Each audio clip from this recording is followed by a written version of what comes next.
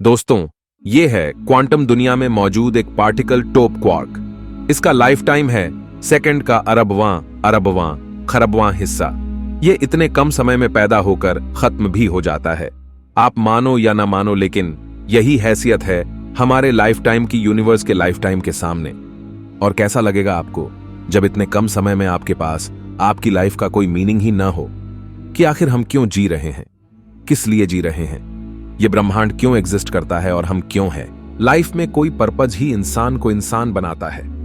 ऐसे में 13 अरब साल पुराने ब्रह्मांड में जो आने वाले खरबों साल तक मौजूद रहेगा, जिसमें हम मात्र 70 साल जिएंगे, इसमें हमारे होने का क्या मकसद है? क्या होगा वो मकसद जो हमारी लाइफ को मीनिंगफुल बनाए? आखिर इतना बड़ा ब्रह्मांड किसके लिए है? And why do we exist? क्या ब्रह्मांड को हमारे लिए पैदा किया गया है या हमें ब्रह्मांड के लिए जानने के लिए वीडियो को पूरा जरूर देखें। दोस्तों, सदियों से इंसान रात के आसमान को निहारता आया है। इंसान पिछले 3 लाख साल से धरती पर मौजूद है। इन 3 लाख सालों में हमारे पूर्वजों ने कई अलग अलग मान्यताओं के साथ अपनी जिंदगी को जिया है, चाहे वो सच हो या झूठ। लेकिन उन मान्यताओं ने उनकी लाइफ को एक मीनिंग दिया। अगर आपकी लाइफ में कोई पर्पज है तो आप लाइफ के एक एक सेकंड को जी भर कर जीते हो। अब तक हमारे पूर्वजों ने ब्रह्मांड की अंडरस्टैंडिंग से हमारी लाइफ को कई पर्पज दिए, जिन्हें हम 2 कैटेगरी में बांट सकते हैं। पहली कैटेगरी है रिलीजियस और दूसरी है रैशनल। हमारे पूर्वज जो ये मानते थे कि ब्रह्मांड को किसी न किसी क्रिएटर ने बनाया है, उनके अनुसार लाइफ का पर्पज भी उसी क्रिएटर से जुड़ा है। इसके अनुसार ब्रह्मांड को बनाने वाला कोई क्रिएटर जरूर है, जिसने किसी खास मकसद के लिए हमें बनाया है। ऐसे में इस अवधारणा के अनुसार लाइफ के कई मीनिंग डिसाइड किए गए। कुछ का मानना था कि हम उस क्रिएटर की पूजा करें और इसके बदले में अगले जन्म में रिवॉर्ड के तौर पर उन्हें स्वर्ग, नर्क, जन्नत या जहन्नुम या ऐसे किसी पैराडाइस में जाने का मौका मिलेगा, या उनका अगला जन्म इस जन्म से अच्छा होगा और अंत में उन्हें अल्टीमेट फ्रीडम मिल जाएगी। यानी वे सभी प्रॉब्लम्स से दूर हमेशा के लिए एक ऐसी स्टेट में पहुंच जाएंगे जहां उन्हें सिर्फ अच्छा फील हो, यानी कोई दुख, दर्द और परेशानी ना हो। अब तक करोड़ों इंसान लाइफ के इस पर्पज को लेकर जीते आए हैं, लेकिन जैसे जैसे इंसान ने अपने दिमाग के दरवाजे खोलने शुरू किए, इंसान इन मान्यताओं से हटके कुछ अलग सोचने लगा। जैसे जैसे विज्ञान ने प्रगति की, इंसान ने जाना कि जिस धरती को पुरानी मान्यताओं में फ्लैट माना जाता था, वह गोल है। जिन स्टार्स को लोग स्वर्ग समझते थे, वो हमारे सूरज की ही तरह एक सितारे हैं। सूरज, जिसे एक देवता या दिव्य पुरुष माना जाता था, वह धरती से 13 लाख गुना बड़ा एक आग उगलता हुआ सितारा है, जो अगले 5 अरब साल बाद धरती को ही खुद में निगलकर हमें समाप्त कर देगा। प्राचीन मान्यता में पृथ्वी ही पूरा ब्रह्मांड थी, लेकिन नई खोज से वैज्ञानिकों ने पता किया है कि हमारे सोलर सिस्टम में पृथ्वी के अलावा भी 7 और प्लैनेट्स है और अनेकों उपग्रह और एस्टेरॉइड्स की भरमार है। जबकि प्राचीन समय में मात्र 5 ग्रहों को ही जाना गया था, जो बिना टेलीस्कोप के नंगी आंखों से दिखाई दे जाते हैं। वहीं साइंस ने हमारी आंखों को न सिर्फ सोलर सिस्टम बल्कि हमारी गैलेक्सी और उसके बाहर पूरे ब्रह्मांड पर तैनात कर दिया, जिस वजह से आज हम जानते हैं कि हम 400 अरब तारों और ग्रहों से भरी एक आकाश गंगा में रहते हैं, जो खुद 200 अरब आकाश गंगाओं के बीच मौजूद है, और हर दिन ये नंबर बढ़ता जा रहा है। हम नहीं जानते कि ब्रह्मांड के बाहर क्या है, शायद और भी कई यूनिवर्स। ऐसे में यह पता चलता है कि हमारी मान्यताएं उस समय अवेलेबल यूनिवर्स के कम और गलत नॉलेज के आधार पर थी। वहीं नई खोज हमारी सोच को चुनौती देती है। हमारे पास उन प्राचीन मान्यताओं के लिए कोई एविडेंस नहीं था। यही वजह थी कि हमें इतने अलग अलग मान्यताएं दिखाई देती है। अगर हम जन्नत, जहन्नुम और आफ्टर लाइफ इन सबको मानकर चले, तो हमारे पास इस बात का कोई एविडेंस नहीं कि ये वास्तव में होते भी है या नहीं। ऐसे में जो हमारे पास है उसे छोड़कर, जिसके होने की कोई श्योरिटी ही ना हो, उसके पीछे चलना एक डरावना सफर होगा जिसमें कुछ भी हाथ नहीं लगना। लेकिन वहीं हम जानते हैं कि यूनिवर्स है, ये एग्जिस्ट करता है, हम सब हैं, हमारे दोस्त है, फैमिली है, जो हमें लाइफ का एक मीनिंग देती है।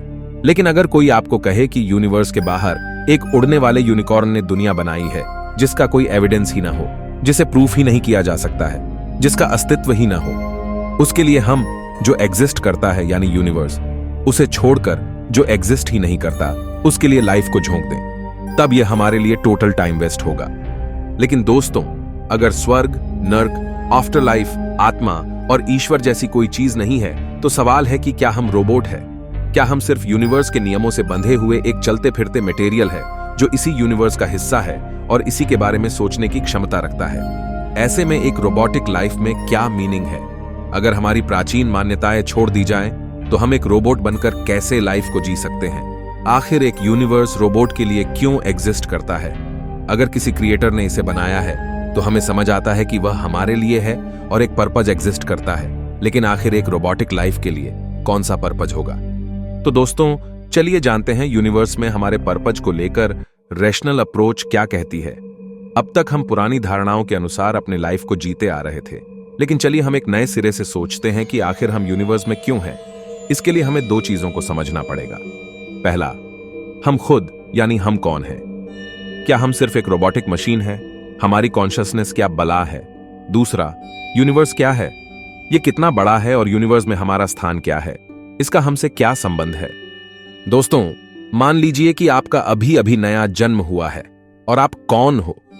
यूनिवर्स क्या है, इसे लेकर आपको किसी ने कोई कहानियां नहीं सुनाई है, बल्कि अब हमें आज के अवेलेबल नॉलेज के हिसाब से सोचना है। अगर हम इस अप्रोच से सोचें तो हमें पता है कि एक चीज जो एग्जिस्ट करती है वो है हम सब और हमारा यूनिवर्स। हम ब्रह्मांड और उसमें मौजूद सारी रियलिटीज का एक महत्वपूर्ण हिस्सा है। एंथ्रोपिक प्रिंसिपल के अनुसार हम ब्रह्मांड का हिस्सा है। इस वजह से ब्रह्मांड के नियमों ने ही हमें पैदा किया है। ब्रह्मांड के ही नियमों से ब्रह्मांड ने एक ऐसी प्रजाति को पैदा किया है जो न सिर्फ खुद को जान सकती है, बल्कि ब्रह्मांड को भी जान सकती है और उसके नियमों की पड़ताल कर हाई टेक्नोलॉजी को विकसित करने में सक्षम है, और सबसे महत्वपूर्ण जिसमें कॉन्शियसनेस है। दोस्तों, हमें यह जानना है कि हम कौन हैं। पृथ्वी पर मौजूद सभी लाइफ में एक कॉमन चीज है कॉन्शियसनेस, लेकिन उन सबसे हम इंसानों को अलग करता है हमारा दिमाग, जो सोच सकता है, सवाल कर सकता है, नई चीजें बना सकता है। वैज्ञानिकों के अनुसार कॉन्शियसनेस का मतलब आत्मा नहीं है।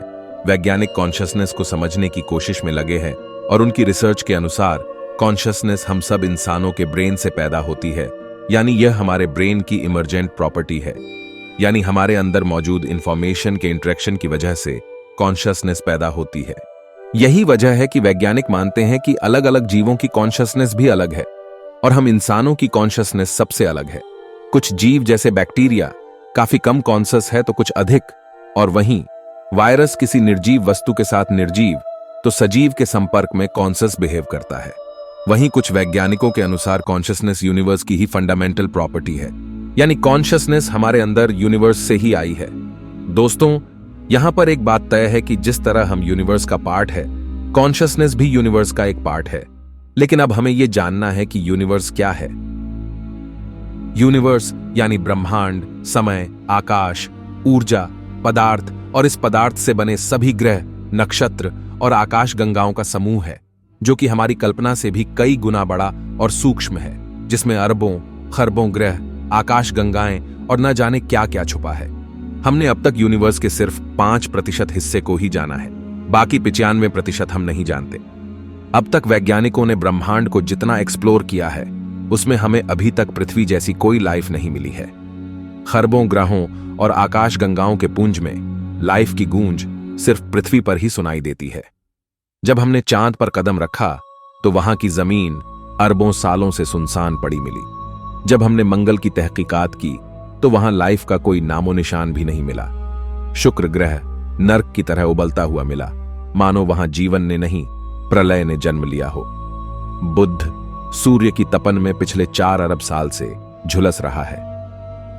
बृहस्पति, शनि और अरुण वरुण गैस के गुब्बारे हैं, जहां जीवन की कल्पना करना ही संभव नहीं। हमने सोलर सिस्टम के उपग्रहों की छानबीन की, वहां भी सुनसान बंजर जमीन मिली। हमने सोलर सिस्टम के बाहर मौजूद तारों और ग्रहों की स्टडी की, वहां लाइफ का कोई सिग्नल नहीं मिला। हमने मैथमेटिक्स की मदद से जीवन की खोज की तो मैथ्स ने हमारे हाथ में शून्य थमा दिया। ऐसे में वैज्ञानिक इस सोच में पड़ गए कि आखिर इतना बड़े, पुराने और खरबों साल जीने वाले इस महाकाय ब्रह्मांड में पृथ्वी के अलावा हर जगह बंजर है, तो हम क्यों और किस लिए यहां हैं? हमें किसने बनाया, किसने पैदा किया? अगर हम ब्रह्मांड की करतूत का कारनामा है तो यह ब्रह्मांड हमसे क्या चाहता है? आखिर खरबों खरब गुना बड़े यूनिवर्स में हम अकेले क्यों हैं? आखिर क्यों 5 बार पूरी तरह लाइफ खत्म होने के बाद इस पृथ्वी ने फिर से हमें जन्म दिया? आखिर क्यों जीवन अरबों सालों के थपेड़े खाकर आज भी सांस ले रहा है? इसका जवाब भी हमें ब्रह्मांड ही देगा। हम ये सच्चाई जान चुके हैं कि ब्रह्मांड क्या है, हम सब क्या है, हम कौन हैं। अब तक हमारे सफर में लाइफ ने हर बार सरवाइव किया है और पहली बार एक ऐसी स्पीसीज ने जन्म लिया है जो आज से पहले 3.5 अरब साल में पृथ्वी पर नहीं थी। 5 बार प्रलय के बाद ब्रह्मांड ने हमें यानी इंसानों को जन्म दिया है, जिन्होंने मात्र पिछले 200 सालों में धरती की तस्वीर बदल कर रख दी, जो पृथ्वी से आसमान में छलांग लगाकर उसे भी चीरते हुए अंतरिक्ष में पहुंच गया, जिसने अपनी आंखों को ब्रह्मांड पर निगाहबान करके 13 अरब साल पुराने इतिहास को भी खंगाल लिया, जो काफी तेजी से आगे बढ़ रहा है।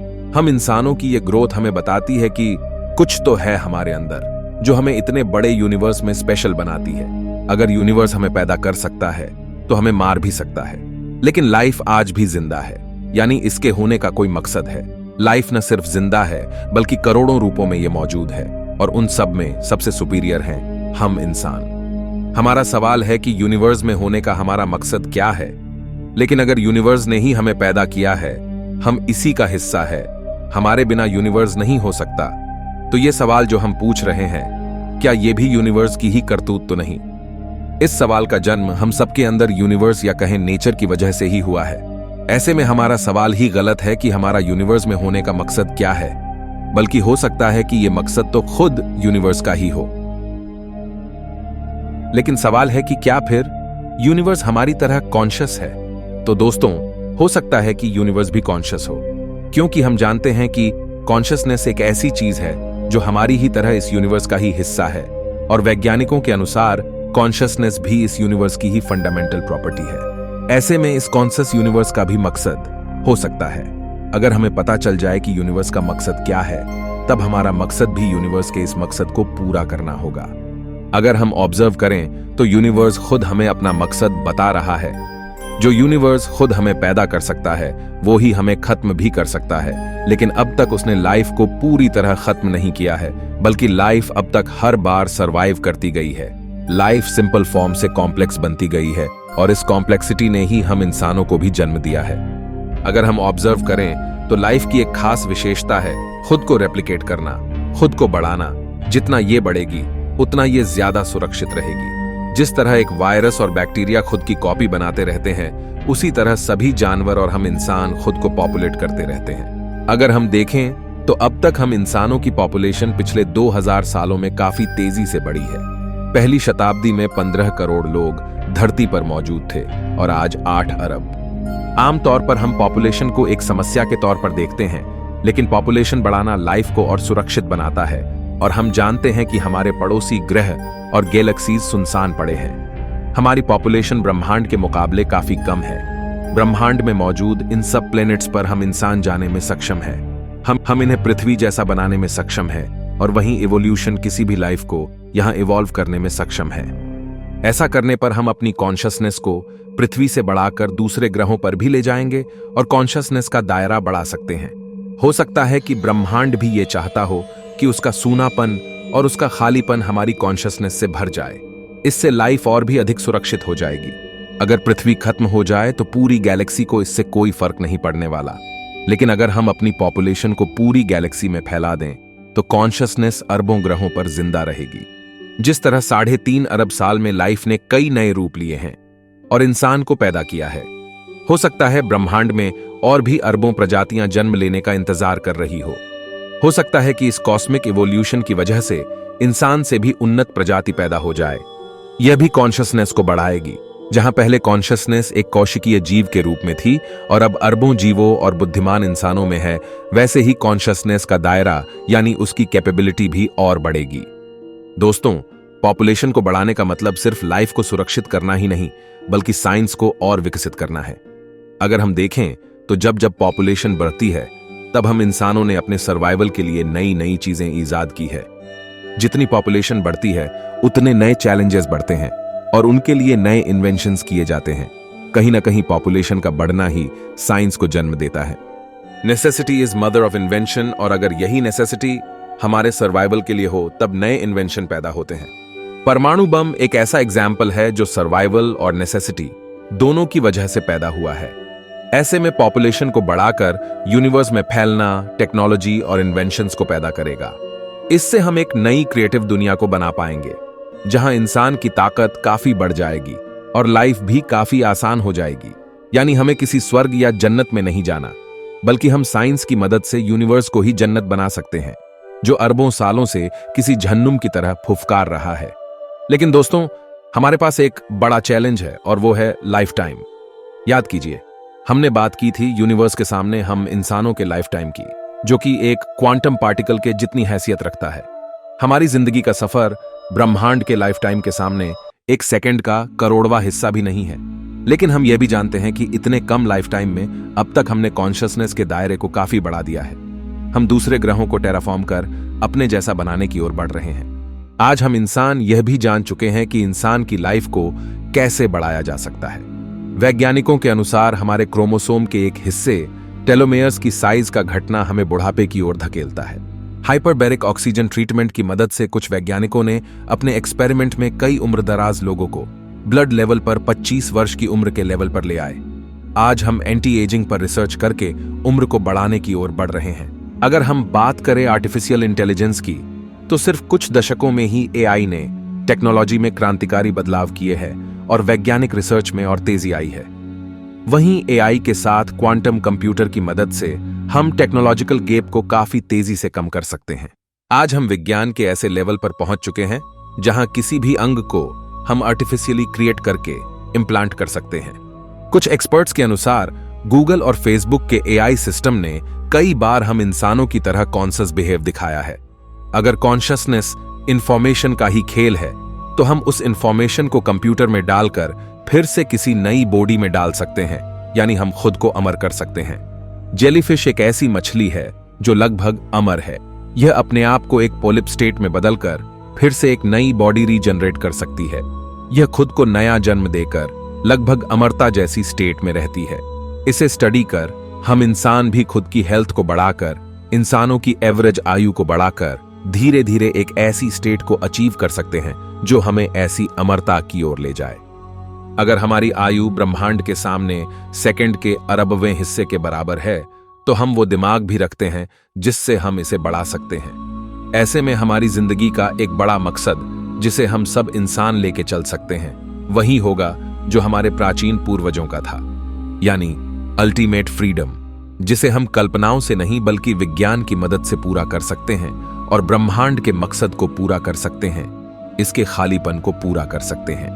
हम धरती की छोटी सी जमीन के लिए लड़ने की बजाय एक साथ मिलकर पूरे ब्रह्मांड पर अधिकार कर सकते हैं, कॉन्शियसनेस को फैला सकते हैं, मौत के डर से छुटकारा पा सकते हैं। हाँ, ये बहुत चैलेंजिंग है, लेकिन ये असंभव नहीं है। पुरानी विचारधारा ने जिसे असंभव कहा, उसे हर बार विज्ञान ने संभव करके दिखाया। हम इंसान जो सोच सकते हैं उसे पा सकते हैं। हम भी उसी मकसद की ओर बढ़ रहे हैं जो हमारे पूर्वज चाहते थे, यानी अल्टीमेट फ्रीडम, यानी सभी प्रॉब्लम्स से छुटकारा। बस फर्क इतना है, हमारे पूर्वज कल्पनाओं के पीछे चल रहे थे और नया युग उसके इशारों के पीछे चल रहा है, जिसका अस्तित्व है यानी ब्रह्मांड, ना कि कोई काल्पनिक सत्ता। तो दोस्तों, यह कहना आसान होगा कि यह सब भी कल्पना है, लेकिन विज्ञान के दम पर इन्हें पूरा करना एक चैलेंज है। ऐसे में आपको क्या लगता है, क्या हम इंसान इस चैलेंज को पूरा कर पाएंगे? कमेंट में जरूर बताएं और आपकी लाइफ का क्या मकसद है, यह भी हमें जरूर बताएं। मैं मिलता हूं आपसे किसी अगले वीडियो में। तब तक के लिए ब्रह्मांड में घूमते रहिए।